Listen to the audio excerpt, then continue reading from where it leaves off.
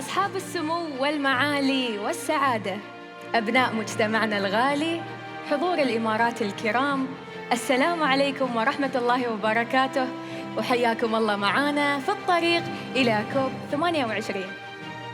Your Highnesses, Excellencies, esteemed international guests, and our beloved UAE community, thank you for joining us to kicking off the road to COP28 from the UAE to the world.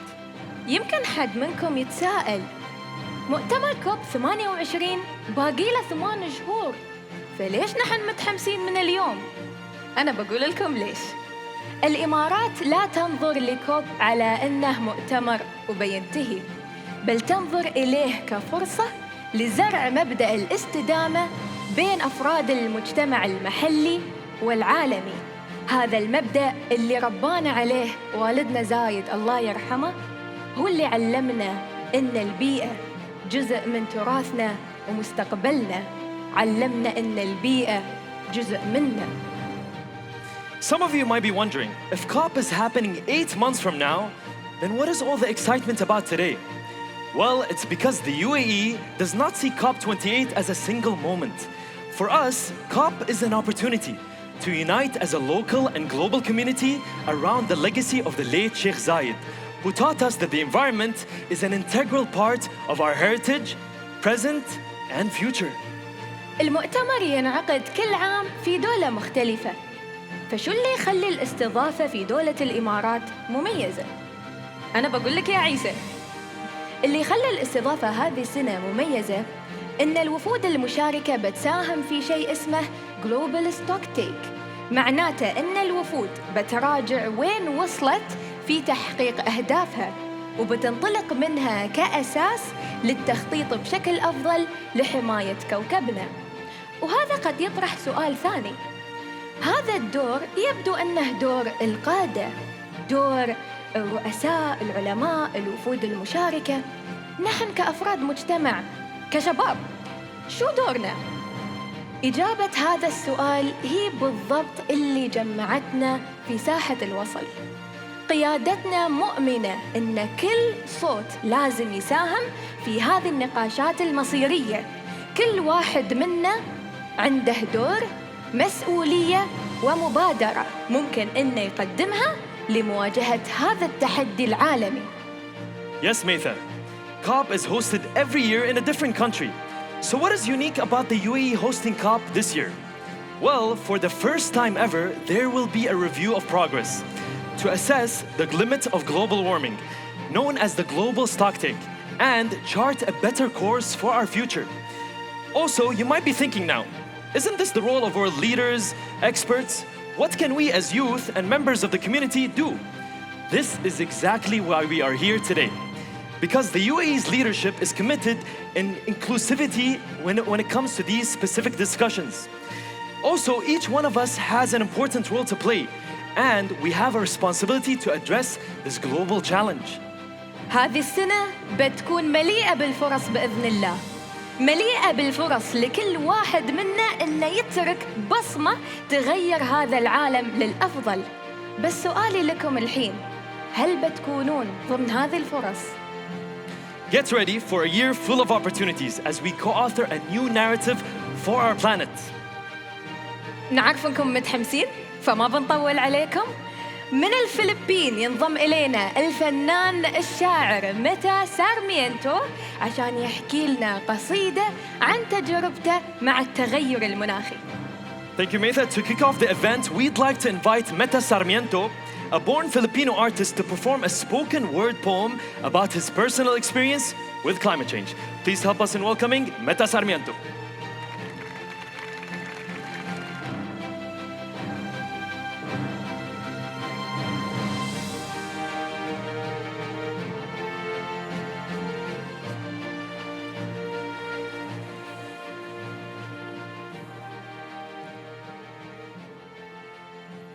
I'm a tropical island boy through and through. I was born and raised in the island of Guam.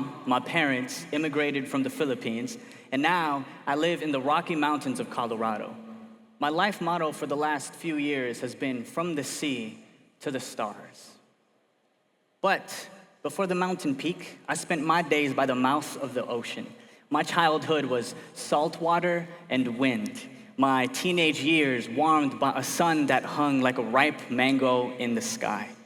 But in my adulthood, I realized I wasn't just standing on a beach anymore, but on the front lines in the battle against climate change.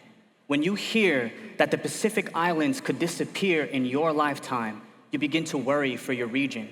You start to draw connections between environmental degradation and mass production. You start to see relationships between pollution and the health of your people. You begin to question what's really going on. I was at COP28 in 2015. I, along other poets and leaders, performed poems and told stories about our peoples, about our regions, about how change was not just a wish, but a demand. It was clear climate change was affecting millions of people across the globe. Our voices helped inspire 196 parties to sign the Paris Agreement, from America to China, from Algeria to Sudan, from Morocco to the United Arab Emirates. Nearly 200 countries committed to hold global average temperatures to pre-industrial levels. But the work is far from finished. Later this year, COP28 will take place here in the UAE, and I hope many of you have the courage to participate in challenging discussions, to take action by collaborating with leaders and policymakers, to use your voice to shed light on the realities of climate change, and to take the position of a lifelong learner. And if you need some inspiration, just look to the water. It has taught me so much. The world below the surface, a universe all its own. Before society became an endless supermarket, a drowning of registers and barcodes. Before the ocean became a dump to quench a thirst for luxury, it was once a depth deemed sacred, a well to feed the village. We forget that we live on a blue planet, that the evening's eyes gaze upon a moving mirror. I wish to be more like the waves, to know only endless movement, so even when my fear stills my feet, my voice rushes onward like a current. If change is the only constant, then there is no constant like the sea. How terrifying it must be for a people to now fear the very thing that gave them life. I refuse a future where the ocean swallows the islands. I reject a world where the heat chars a city bone dry, where the greenhouse gas chokes the clouds for all its rain and leaves a land of crops in ash. I deny a version of reality where my people or your homes become a memory or a hard lesson. If we learn today, then tomorrow has a better chance. Every dream is rooted in imagination, and I believe our capacity can fill the gap between the deepest sea and the farthest reaches of space. From the sea to the stars, from the sea to the stars, we must dream, we must speak, we must demand. To push back against a flood of destruction, we must first become an endless tide of innovation. And although we may live on land, we're endlessly connected by the ocean, a blue bridge that links our greatest hopes, each of us a drop, each contribution a ripple, until together we become the wave of change that generations have fought for.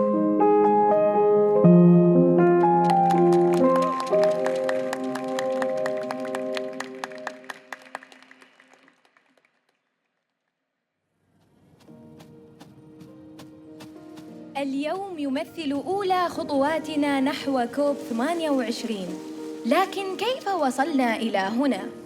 الطريق إلى كوب بدأ منذ آلاف السنين، حيث شكل إبداعنا كبشرية ملامح كوكبنا. لكن توسعنا بدأ يضر بالحياة البرية والطبيعية والبشرية أيضاً. واكتشف العلماء أن حرارة كوكبنا ترتفع بمعدلات مقلقة. Today, as we launch the road to COP 2028, let's first ask ourselves, how did we get here? The road to COP28 stretches back thousands of years. From the dawn of humanity, our ingenuity shaped our world, but began to overflow, damaging wildlife, landscapes, and even humanity itself. And scientists discovered that our planet was heating up at an alarming rate. حينها اجتمع قادة العالم في عام 1992 في قمة الأرض التاريخية في ريو، وأقروا اتفاقية الأمم المتحدة للمناخ. منذ حينها وحتى اليوم يجتمع أطراف هذه الاتفاقية فيما نعرفه اليوم بمؤتمر الأطراف أو COP. And so, world leaders came together in 1992 at the Rio Earth Summit for collective action on climate change. Together, they established the UNFCCC, the United Nations Framework Convention on Climate Change. Since then, the parties of this convention gather each year at the summit, known as the Conference of Parties to the UNFCCC, the COP. رغم التقدم، ما زلنا بعيدين عن تحقيق الهدف، لكن الإمارات اليوم لديها طموح كبير أن يكون COP 28 ذكرى طيبة تجمع الإمارات بالعالم، بالأثر الذي سيحدثه وبالأمل الذي سيعززه. الطريق إلى COP 28 قد بدأ فعلاً، والمستقبل بين أيدينا الآن. Despite progress, we still have a long way to go. The UAE is committed to making COP28 a transformational COP, one of solidarity, action, and hope. The road to COP28 has begun, and the future is in our hands.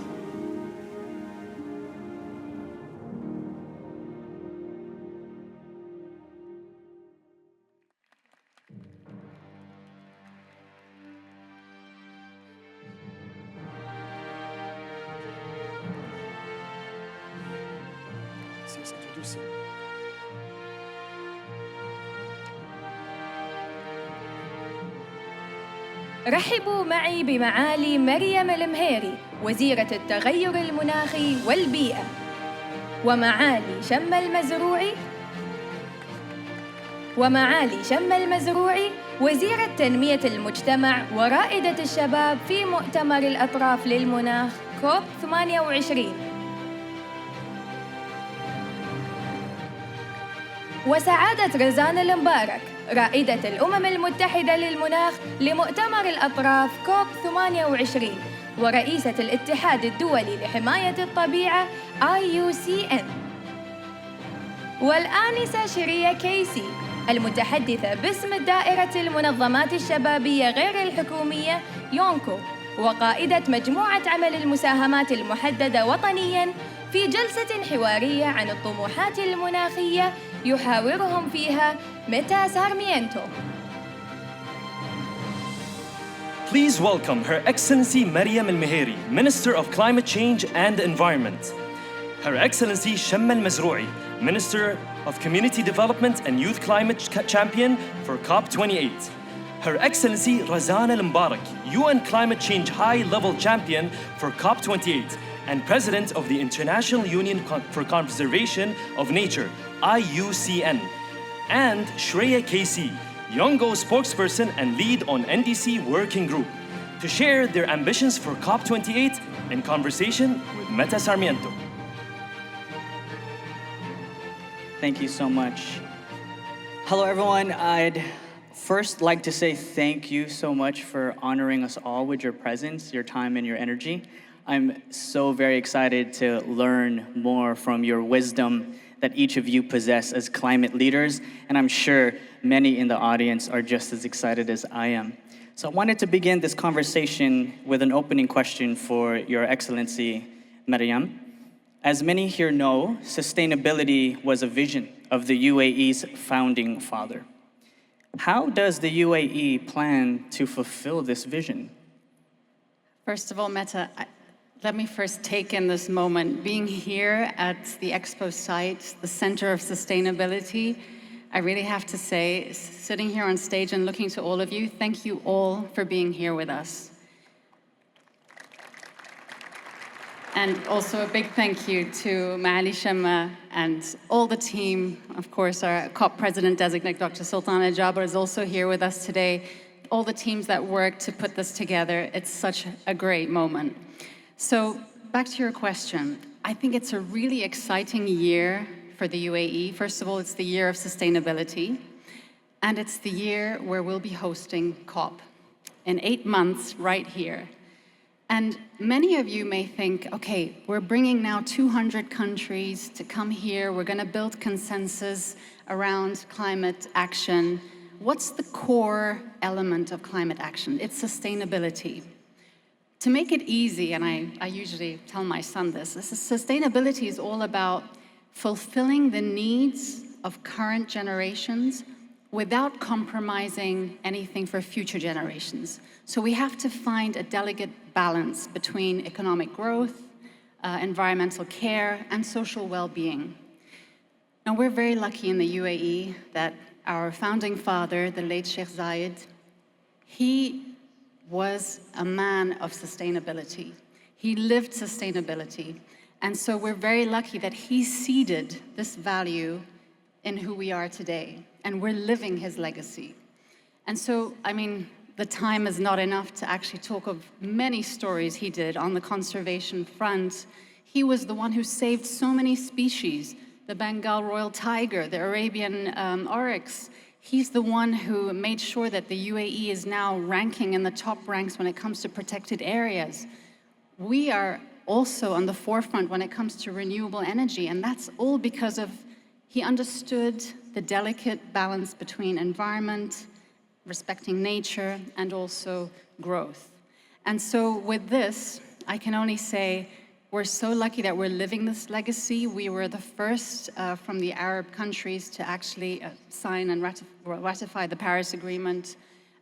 We've set up the flagship Masdar city, and this is where all the renewable energy innovations are now really taking space on a global level. And we were the first in the region to also announce and work on the net zero by 2050.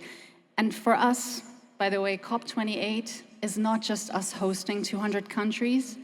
It's making sure that we are saluting the vision of the late Sheikh Zayed, and we are honoring and living the legacy and making sure we're shining the torch on what he's taught us. Thank you so much, Your Excellency, for showing us really how the UAE is committed to ambitious climate action. And it's clear that the UAE is striving to be a nation of firsts. That's very evident. We've heard how the UAE government is leading the way on climate action. I would now like to shift our focus to the role of non-state actors, such as those from the private sector, civil society, nonprofits, maybe even artists. And so my next question is for Your Excellency, Razan. Your Excellency, the role of the UN Climate Change High-Level Champion is to strengthen the engagement of non-state actors in supporting parties. What is the importance of non-state actors at COP28? And what are your ambitions in this role? Thank you, Gon. Thank you for inspiring all of us. And I'd like to say that it is such a great honor to be here at the first COP28 activation event, organized by youth, and for the community at large. And it really, I hope, sends the signal of where youth are when it comes to COP28 and their inclusion that will be done not by default, ladies and gentlemen, but by true design. So the role of the high-level champion, it was a mandated role, so an agreed role by the Conference of Parties. It was agreed in Paris at COP21 out of a deep recognition and a collective recognition that climate change is a whole-of-world problem that will require a whole-of-society approach. So my role is to work, as you said, with non-state actors, and non-state actors, in essence, are UN speech for anyone that doesn't represent national governments, so civil society, youth, academia, business, investors, and so on. And so, what are my priorities? My priorities very much inspired by your poem.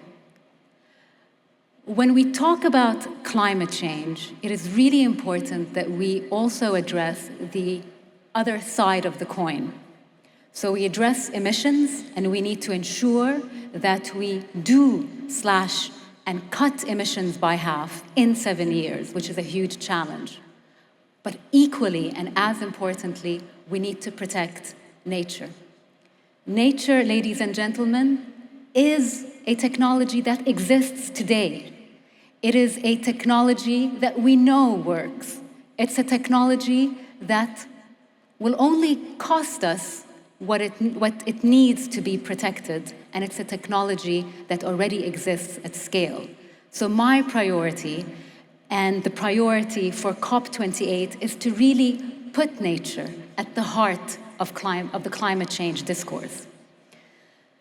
Another important element of COP28, and a pillar by which we will hold ourselves accountable, is the notion of inclusivity.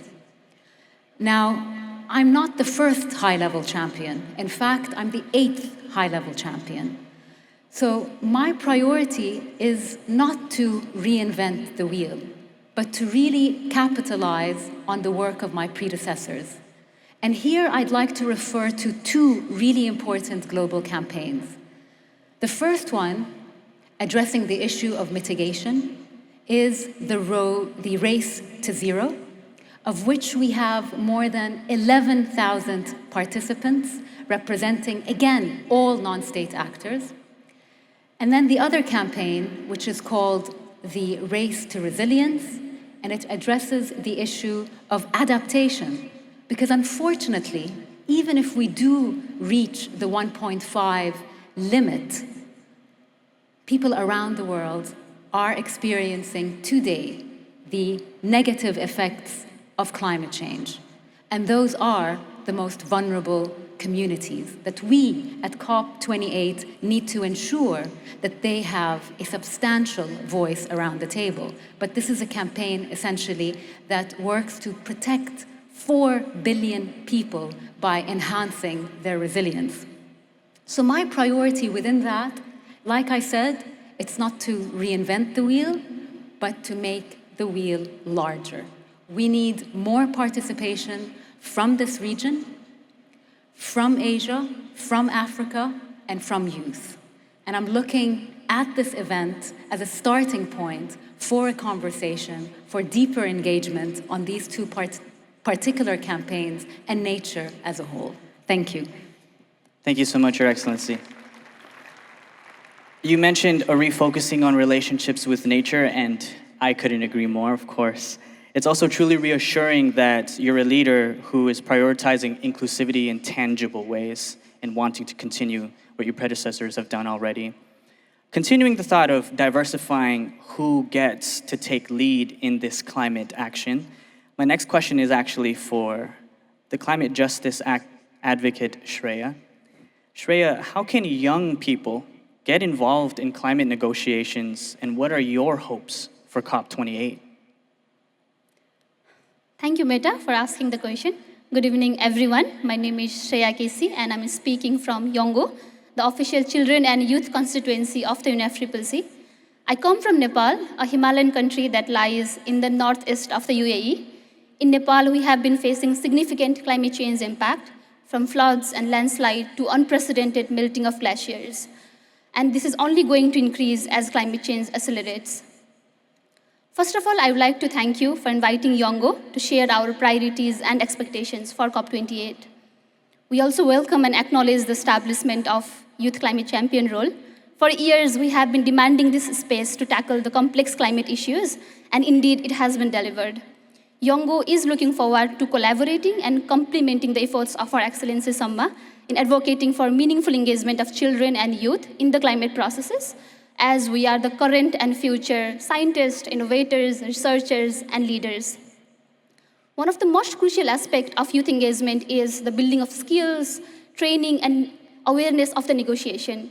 Of course, what happens in the room, what is being discussed is important, but having the skills to translate those policy into action in the ground is equally important.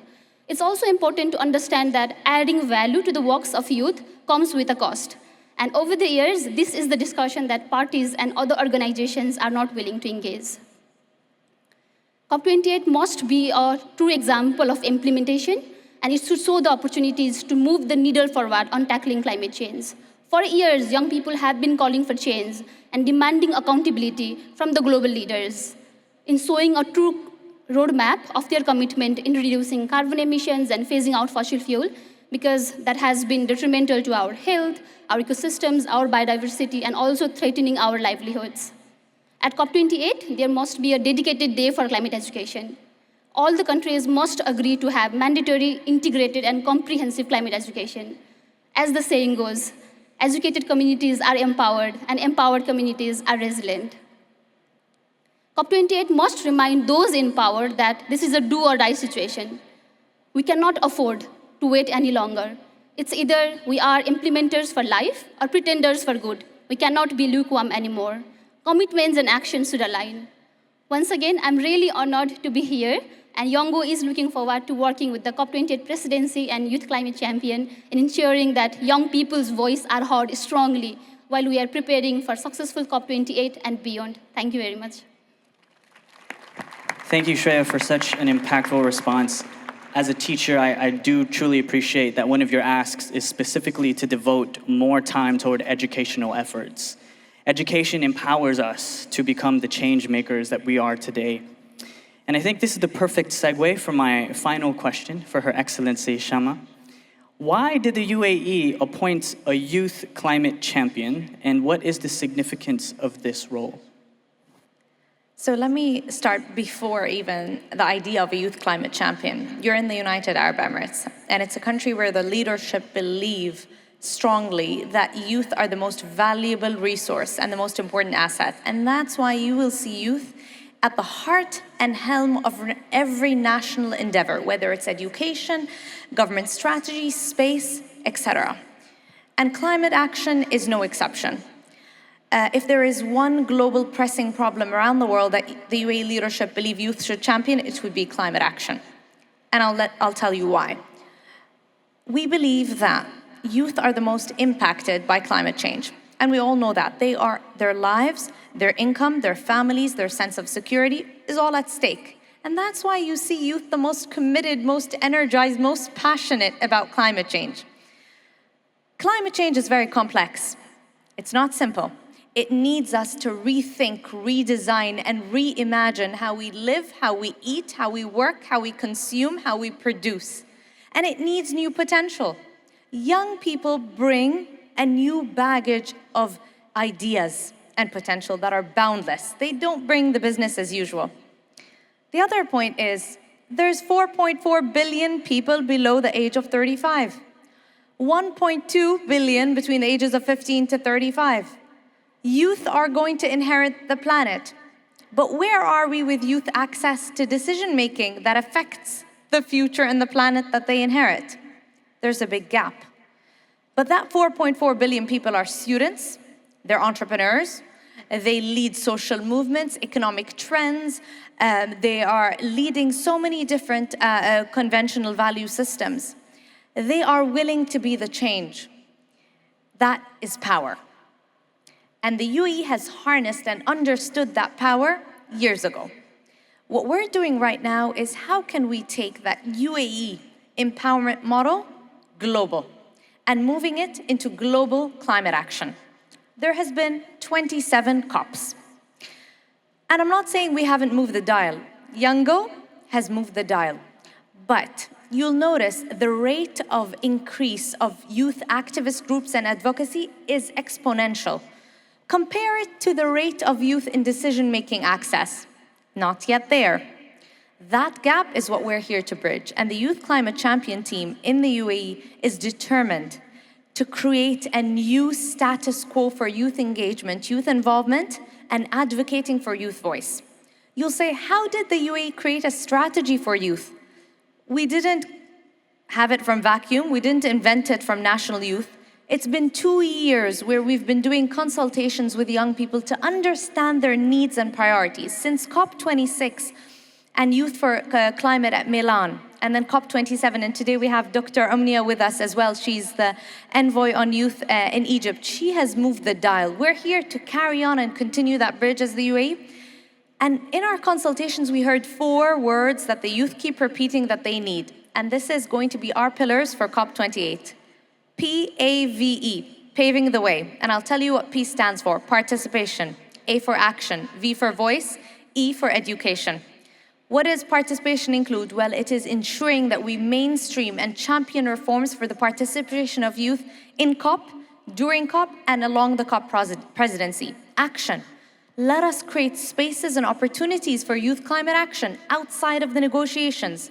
V for voice. Let us relay the voice of all global youth, not just those that come from developed countries, but yes, small island developed states, least developing countries, indigenous communities. Let us ensure their voice is included pre, during, and post-COP. And that's the beauty. The president of COP28 put the Youth Climate Champion team within the leadership team of COP. So the Youth Climate Champion team is driving the COP agenda, and you have youth directly there. The last is education. How can we have young people included if we did not equip them with the knowledge to be at the same level playing field, to be able to influence decisions and outcomes in November, unless they have the right knowledge and skills for that? So that's basically the 4 pillars that the Youth Climate Champion team is working on. And today, the example of the Road to COP event that happened throughout the morning is just a small example of how when you let youth participate, today this whole event is designed by youth. I want to thank the youth of the UAE from all different nationalities who participated in making this happen today. Thank you for imagining with all your mind and believing with all your heart and acting with all your might to make today happen, because today is just the start. Today, the achievements that have happened with collaborating with different organizations and bringing people from around the world to share their voice is a big milestone. We're sending a new narrative of what it means to host COP.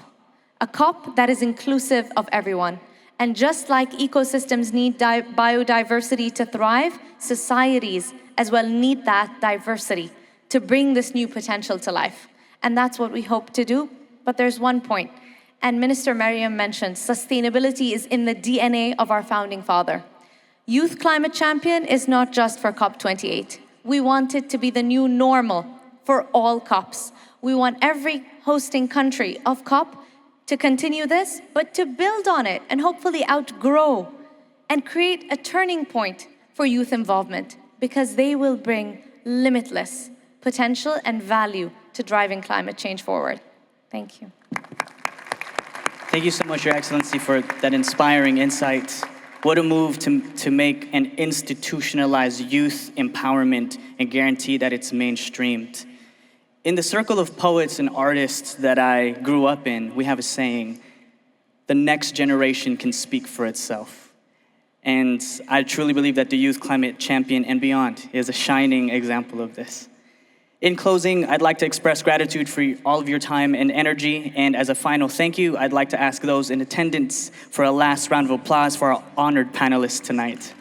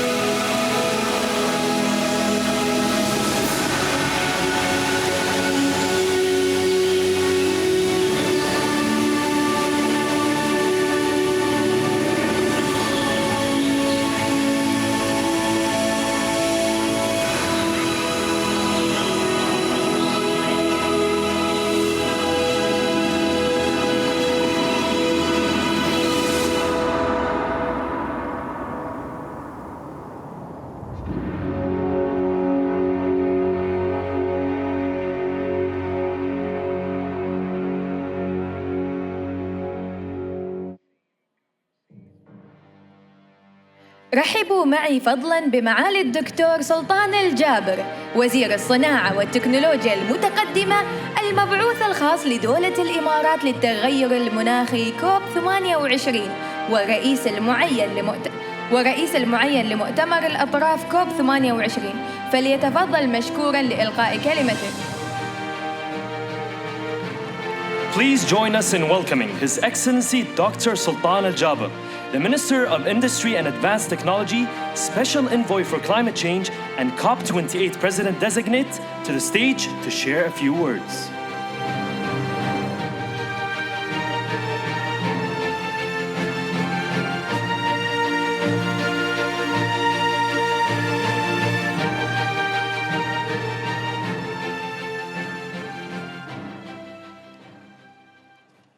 Assalamu alaikum.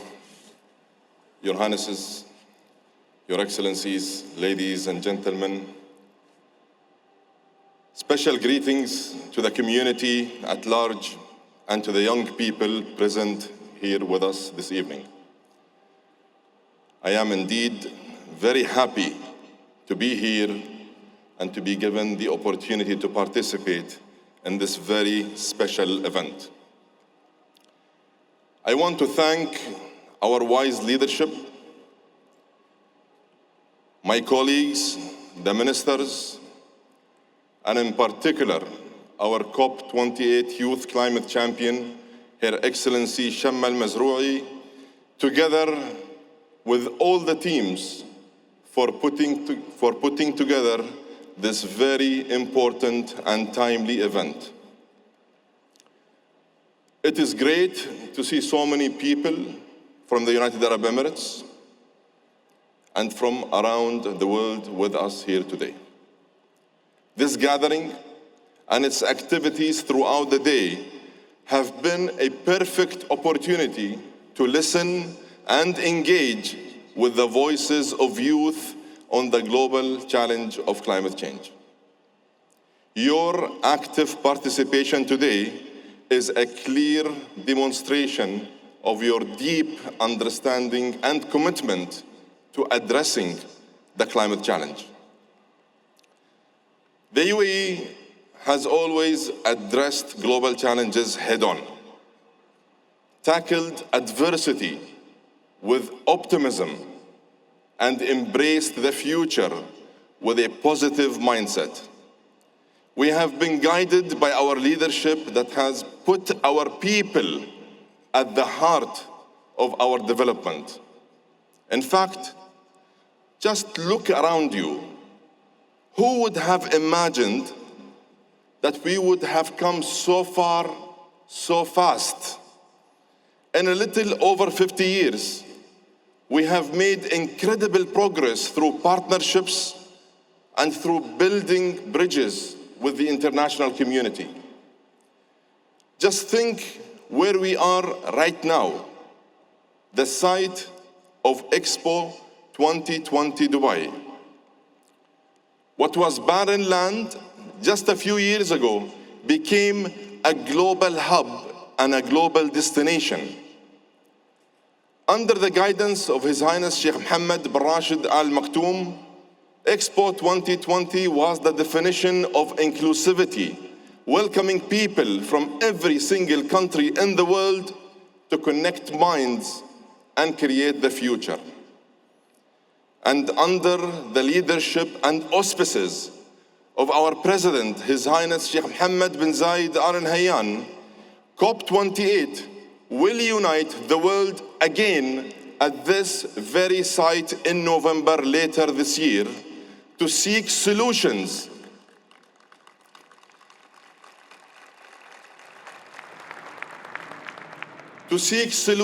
that benefit all of humanity while securing a better future for tomorrow.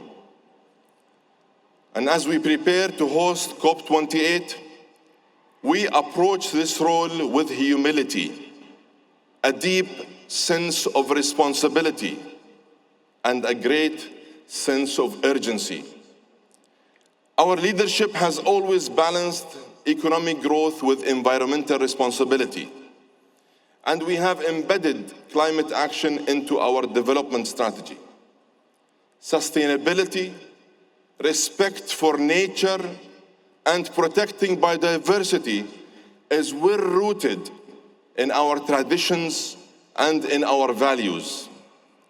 We have led the region in developing more energy with minimal or zero emissions.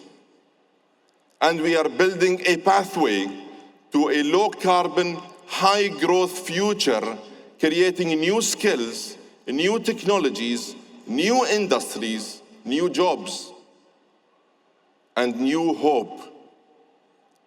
We may not know what the future holds, but we know who holds the future.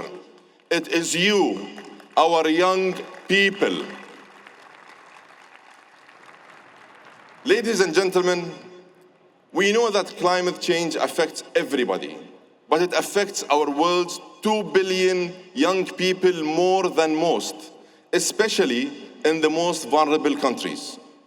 They are exposed to worsening climate impacts, from flooding and droughts to food and water insecurity. And the health impacts of climate change, from air pollution to waterborne diseases, continue to take a toll on people who have the fewest resources to cope. But young people like you are always at the forefront of addressing the climate challenge. You are leading the way by sharing your perspectives, bringing your creativity and energy, and contributing to the positive impact that the world needs. Simply put, you are meeting hard times with true hope. Young entrepreneurs like Marianne Gichanga are using agri-tech to develop drought-resistant crops in Kenya. Students from Fiji have pioneered solar power to provide clean energy for their community. And here in the United Arab Emirates, Lamis bin Harib has founded the Arab world's first biodegradable packaging company. These are just few examples of what you can do when you harness your potential to meet the global challenge we face. Later this year, tens of thousands of delegates from around the world will gather here at Expo City Dubai to advance climate progress. COP28 will mark the first global stocktake, a comprehensive assessment of progress against the goals of the Paris Agreement. We don't need to wait for the stocktake to know what it will say. We already know that we are way off track. The world is playing catch-up when it comes to the key goal of keeping global temperatures from rising 1.5 degrees. And the hard reality is that in order to achieve this goal, global emissions must fall 43% by 2030. We have to rapidly reduce emissions, increase energy efficiency, and consume more responsibly. We need to quickly adapt to climate impacts while helping others to adapt in more vulnerable countries. And we need to massively scale up finance, share best practices, and leverage technology across the board. This is an all-of-nation exercise for every nation on Earth. We need to be pragmatic, practical, realistic, and optimistic. And we need to capture what is needed in a comprehensive action plan for the planet and for its people. This can only work by uniting everyone in a combined effort. And that means everyone, including young people like yourselves. Your passion and drive will be essential to reigniting progress. That is why I am excited to announce the International Youth Climate Delegate Program for COP28, the largest initiative of its kind, working closely with Yongo, the youth arm of the UNFCCC. The program will empower 100 young people from around the world to fully participate in COP28. This initiative will give a special focus to least developed countries and small island states. And it will give all participants the training, resources, and opportunity to advocate on behalf of their countries and their communities. In the last few months, myself and my COP28 team have been on a listening tour across Europe, Africa, America, and Asia. Everywhere I go, I make a point of meeting young people, and I am encouraged by what I hear time and again. You want to be involved, you want to be included, you want to contribute, and you want to make a difference. So let me make this pledge to you. COP28 will be defined by the inclusivity and diversity that defines the UAE, a nation of 200 nationalities that is strengthened by all the perspectives they bring. Ladies and gentlemen, we all share the risks of climate change. It is time to share the ambitions. To all who call the UAE their home, let me say this. The UAE is a global champion for climate action. Today, we need every individual to be a climate action champion. We are calling for COP28 to be a COP of action, a COP of impact, and a COP for all. We want to leverage the input, insights, and efforts of every segment of society. That means including young people and ensuring their active and effective participation. So let me call on all the parties to the UNFCCC. Please include young people in your delegations and give them the opportunity to participate in a meaningful way. And let me send this message to the young people here with us this evening. As future leaders, future scientists, future entrepreneurs, and future climate activists, your energy, your youth is what will make the difference. Positive change begins with awareness. Learn as much as you can about the climate challenge. Bring your passion, your focus, and your courage to the task of meeting that challenge and turn it into an opportunity. You can bring the energy that turns problems into possibilities. We are counting on you to help deliver real and tangible results. Together, let's connect minds and co-create a better future for all. Thank you.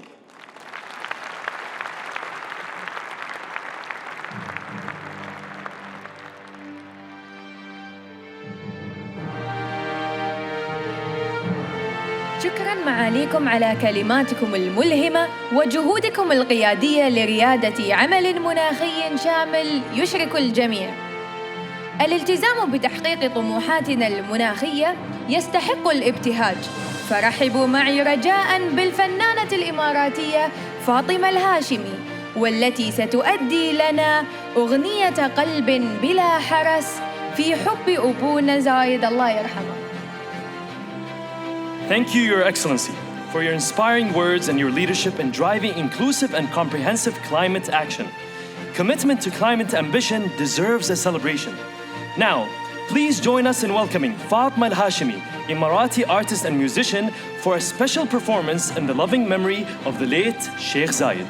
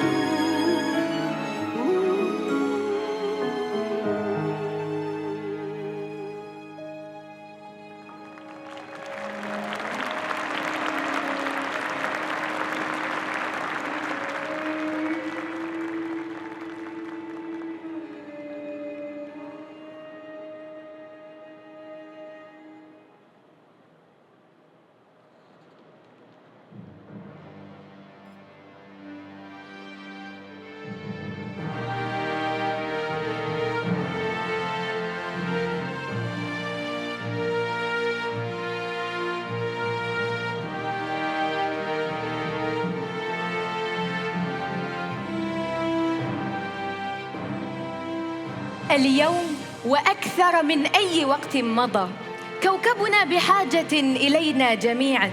نحن بحاجة إلى القادة الذين يوحدوننا، إلى العلماء القادرين على إيجاد الحلول.